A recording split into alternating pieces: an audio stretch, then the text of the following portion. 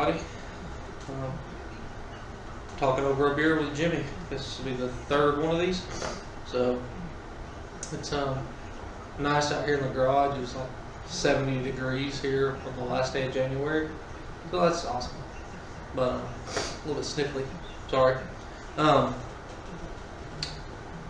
to try some really awesome beers over the weekend. I like that beer. That's not an awesome beer though. So I made a list off of my Untappd so that I can keep up with what all of them were. I didn't do any beer reviews, but the first one was Billows Hoppy Kolsch from Burial Brewing out of Asheville, North Carolina. That's everybody's loving Burial. I'm not.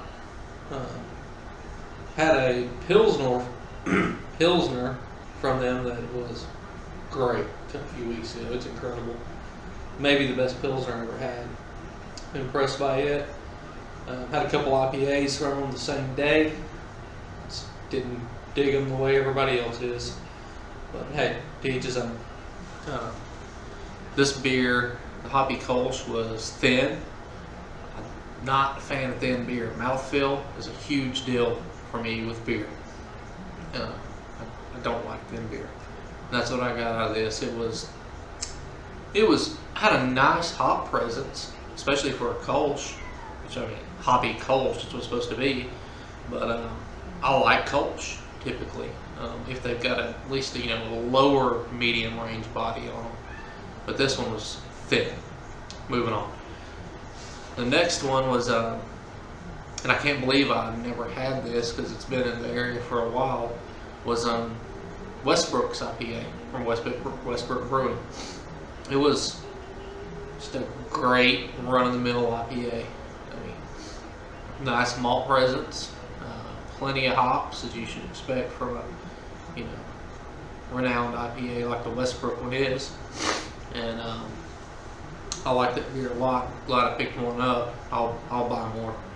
So I'm not doing beer reviews, kind of a little quick snippet of what I thought about them. The next one was probably one of my favorites from the weekend was Toaster Pastry IPA from 21st Amendment. Reading the can, if I remember right, evidently they bought a building that used to be a Toaster Pastry Bakery, and that's their new production facility. I like 21st Amendment stuff, so anything I see from them I have never seen before, I'm probably going to pick it up. This IPA was awesome. It didn't taste like a toaster strudel, but there were hints. It was just, a little bit over the top IPA, 21st Amendment style. They just kind of take that threshold of what you expect and just notch over it. That's what they did here. Nice malt presence, really hoppy. I don't remember the hop profile I was getting off of it. I should have took some notes, but I didn't. But there was a nice biscuit flavor to it, just kind of lingering. It wasn't right on the front end. It was aftertaste. Nice little biscuit flavor hung around, and a little bit like strawberry jam or strawberry jelly. It was nice. I like the beer, and I'm gonna be going and getting a 4 or 6 pack. I'm not sure how they do it. I got it as a single, probably a 6 pack. It's 12-ounce can, but I really like that. This next one was the one I was most excited for, and it was Bang Bang with an H in Bang from Mantra Brewing out of Nashville area. I think it's a 9.5% double IPA they put out, and it's dangerous. At 9.5%, it drinks so smooth. It's just, you can crush this beer too easily. It is delicious. It wasn't at all what I was expecting. Bearded Iris up there in Nashville is just killing it right now. The IPAs they're putting out are awesome. We got a few other breweries trying to follow their lead, which they're following, you know, the Northeast IPA lead. Most of what they're doing are big, hoppy, hazy IPAs, and they're really good at it. Bearded Iris, that is. Well, Mantra, they're interesting. If you never had their beer, they do stuff like they did a saffron IPA, and I think somebody told me that it was the largest buy of saffron to ever take place in the state of Tennessee. It was a ridiculous amount of saffron they put in this beer. They had their Joppa stout, or maybe a milk stout. I don't like it because I don't like chai, but it's a chai milk stout or stout. But the people that like chai, they love that beer. And, you know, even though I don't like chai, I can kind of look past it and find the quality there, and they did a good job. They have a few others. They're creative, and I appreciate that. But I expected Bang Bang to be, you know, like juice bomb hazy IPA, and that's not at all what it is. It's they say it's juicy. I didn't get it being very juicy, dank. No, it's just freaking delicious. I need to do another one and take some notes, but it's Bang Bang from Mantra Brewing, Mantra Artisan Ales, out of Nashville. If you get your hands on it, it's worth a shot. Just be careful because it'll put you on the floor quickly. What's the next one? Oh, the Hawkbill IPA from Burial. It's the best Burial beer I've had. I will buy more of this one, and it is. It's a hazy IPA. I don't remember the ABV. It wasn't very high. It might have been in the 5s. I don't remember, but it was delicious. Really good. Super good mouthfeel. And if I remember right, it was a smaller beer, so they did a really good job getting a nice mouthfeel to it. And then after that, Big Hoppa from Yeehaw Brewing out of Johnson City, Tennessee. If you want to put, just from a quality standpoint, they're probably doing it better than anybody in the state right now. They're really good. Everything Yeehaw puts out is really good. Big Hoppa, it's 8 something percent, 8.6%. Could be wrong. Like I said, I didn't take notes. But that sounds right. 85 IBU maybe. I already had a couple of those beers, so don't quote me on those numbers. Anyways, just a good solid double IPA. Nothing crazy about it. It wasn't, you know, dry hop to the gills. It wasn't stupid bitter. You know, the bitterness was there, but being a high gravity beer, it had plenty of malt backbone to back it up. Really, really nice beer. It's another one I'll be getting more of. But the Velvet Charmer, which is their high gravity Scotch ale from Yeehaw. Whoa. Best beer I had over the weekend. It kind of blew my mind. And I'd already had a few of these by this point, so I don't remember what it tastes like that well because it was getting really late, and I just remember, texting people saying, if you haven't had this beer, get it. It's so good. It was. I remember it being a super awesome Scotch ale on steroids, a little bit over the top in a great way. And then a friend gave me a can of Divide and Conquer double IPA from Idle Hounds. That's another one of those beers that could get me in trouble. It's high grav, not stupid high, but it's up there, and it's too drinkable. I could put down a 6-pack of those easily and run naked up and down the streets and go to jail. Hasn't happened yet, but beer like that could cause it to happen. Let's hope it doesn't. Alright, so got a grain mill, probably be here tomorrow. in the mail, and I'm excited about that. I've been wanting to get one. That was one of my 2017 goals, to start getting into some bulk ingredients. So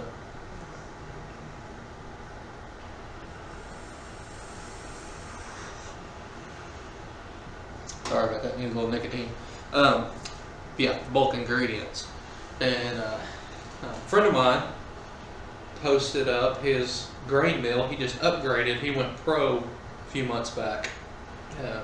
He was getting rid of his homebrew skilled grain mill, and he's posted on the homebrew classifieds group on Facebook, $50. I was like, hey, that's a good deal. And I noticed, oh, that's Dale, my buddy. And I messaged him and said, hey, I want the mill. And he had it shipped off within the hour. So I'm excited to get that probably tomorrow. And went to the, I messaged the local homebrew shop today. Asked him what a 55 pound of two-row is going to run me. And $55, $1 a pound. Not really saving much money over ordering two-row from Adventures in Homebrew, great fermentations, more beer than people have been using, shops have been using. But I am part of the homebrew club here locally, and we do a group buy, or they do. I'm new to the club, haven't been on the group buy yet, so I'm not quite sure what kind of deal that's going to be. I'm hoping it's really good, because cut my standard base malt cost, and then that'll be nice. Start getting some hops by the pound too, and kind of get the cost of these brews down a little bit. And, still saving a ton of money brewing my own, but hey, I always save more. That's just more equipment I can get.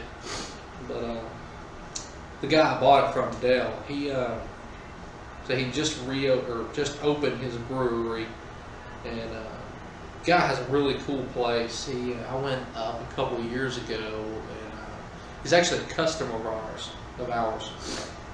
Is how I found out about him, and we did some pint glasses and growlers for him, and we decided, let's go check this guy's place out. What he's got is a bunch of land in the Obed area, and if you're an outdoors person or a climber, you're probably familiar with the Obed area of Tennessee. It's world-class rock climbing, and he's right in the heart of it, and he had a campground on his property.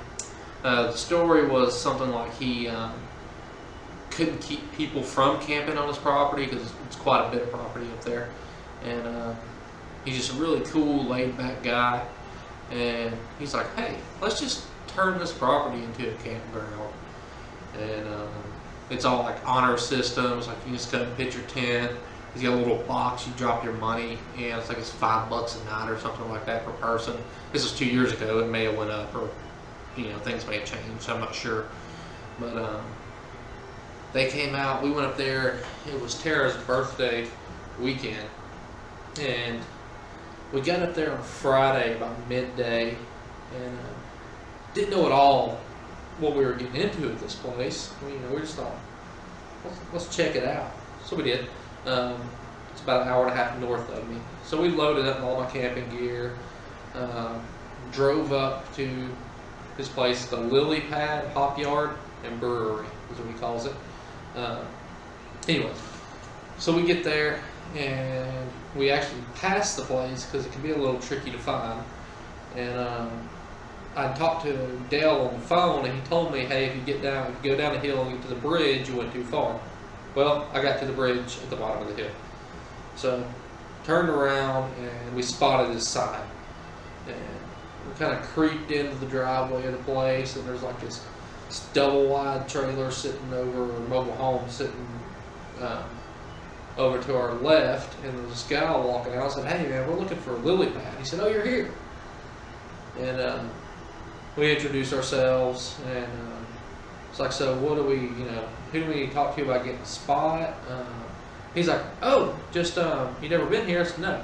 He says, oh, just drive on out through here and find a place you like and set up. I was like, oh, that's cool. Okay. So he says, y'all looking for anything in particular? It's like, you want to be away from people or near people? I said, we're here to have fun. Let's get around some people. So he sets us up. We're like the first people on the property that weekend. So he sets us up right near like this community area where he's got this shed and a fire pit. You can't have your own fire there. There's just no fire protection in the area, so it's just a safety precaution. But I thought that kind of sucked at first until that night, and I thought it was really cool. We couldn't have our own fire afterwards. I'll tell you about that in a second. So we set up. I took a ton of beer. We started drinking some beer, and sun starts to go down. And Dale comes over, and he's like, "Hey, I've been busy. Been meaning to come over here. They told me you guys were here." Of course, he knew we were coming since I spoke to him on the phone. And super nice guy. We got talking beer, and Dale, was a home brewer at the time, and he took us up to that double wide I spoke about a second ago, and explained that this is kind of just a communal area. He had a TV, kitchen, and just for the campers. He had his own room there. It's like, do not enter on the door, and I guess if he stays down, his house is up at the top end of the property. But if he decides to stay down on the campground land, that's his place. So he took us in there, showed us where all the stuff was, and took me back into his homebrew room. And he took a bedroom out of the mobile home, and he had a 3-tiered system, firm chambers, sinks, all that cool stuff. Nice setup he had. And he showed me that, took us out to the kegerator, and poured me a beer. And it was one of the best pale ales I've ever had. And he knew how to work that Nottingham yeast he used just right. He almost had like a apple pear note in there, but it wasn't so much that I would call it off flavor. It's like an intentional off flavor. It was really good. And we sampled 3 or 4 beers he had on tap there. And a nice little buzz going.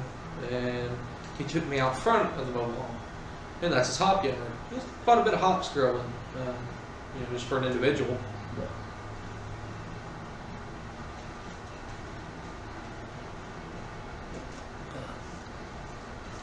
And his wife is in the kitchen with some other people.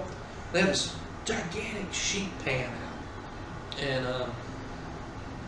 it's so big, I'm not sure how they fit it in the oven, but they did. And they made these incredible nachos. And by the time they finished, it was dark. So they, bring them out to this table behind that communal shed area I was talking about right by our campsite. And they just set them out, just have at it. So we're all drinking beer and munching. There's cornhole, people are playing. We're just having a blast. People we've never met before, just hanging out. Great time. We're having a great time. And kind of starts to slow down a little bit. Everybody's got a few drinks in them. And we go over to the fire from the shed. And there's a guy that's kind of picking his guitar, singing a little bit. And then this girl shows up. And she starts playing too. And it's incredible music. And everybody's just sitting around the campfire, and they're playing this freaking awesome music, covering a lot of like Steel Drivers type stuff, if you're familiar with them. I love that stuff. And, passing around some bottles of whiskey. Nobody's getting like stupid. Everybody's having a really good time. And I end up talking to Dale some more over there and drinking some more beer. We get talking football. I'm a huge Tennessee Vols football fan. Dale is too. I was a little worried that I was going to miss the Tennessee-Georgia game that year. We lost. That was the year that Alvin Kamara, Pig Howard stretched out last play of the game. He was that short, so they say. Anyways, not talking football here. But yeah, we got to, watch the game up there with a bunch of other fellow fans. But really cool is we ran into town that morning before the game to pick up more beer, and that's like a half-hour ride. And we get back, and Dell flags us down. He's like, "Hey, y'all coming up here? We're gonna hang out before the game a little bit." It's like, "Yeah, let's go park the car. We'll be right there." So we grab our beer, and we walk up to the mobile home there where the TV is set up, and he introduces me to this guy that looked really familiar, and it was Walt from Wicked Wheat. And Walt also brought a keg, one of their IPAs. I don't remember which one. It's gluten-free IPA, which the gluten-free beer, never been too excited about that. This stuff is good, which most Wicked Wheat stuff is. All Wicked Wheat stuff is so far. Anyways, and he just drops the keg off. It's like, "Hey, y'all have fun." He goes and does his thing. We watch the game. I don't realize I'm drinking an 8% IPA, and I'm hammering this thing along with drinking some of Dell's homebrew. And yeah, it was awesome. But got dark. We're all a little bummed because Tennessee lost the game. We got to walk around the property, and then we all said, "Hey, let's load up a truck and go to this bluff." So they got this big bluff overview, just like a mile, maybe 2 miles from the property, and you have to hike out a little bit. It takes like 20 minutes to hike out to it, and it's like this big overhang. I mean, it's like a bridge they built out, and it was spectacular views. So we always hang out there and look around for a minute, just take it all in, and come back to the campground and start all over again. More fire and music and cornhole and awesome food, and it's great. So if you're a beer lover or a climber, there's hikers, outdoors person, or somebody just like to hang out, look up Pad Hop Yard and Brewery. Facebook's probably going to be your best bet to find them. Actually, I'll link it, and you've got to try or check out that stuff and try Dell's beer. It's really good. All right, quick update on the Huntress IPA.